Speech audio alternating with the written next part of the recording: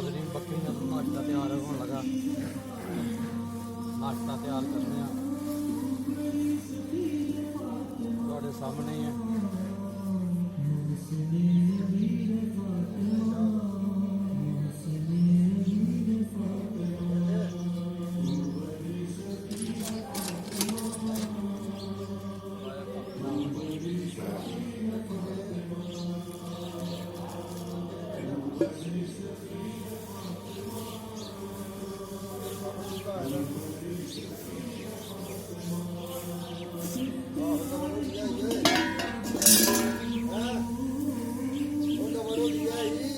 हाँ जी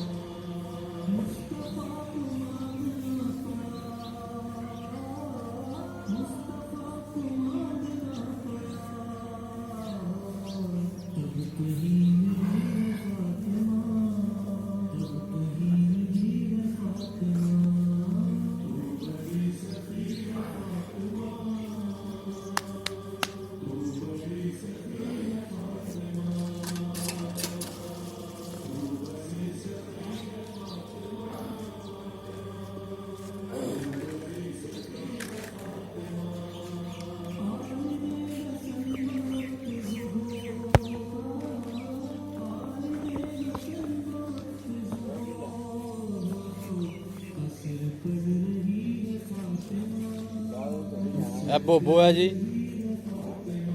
और रानी है। एक चिट्टा शेरू है ते काला शेरू है।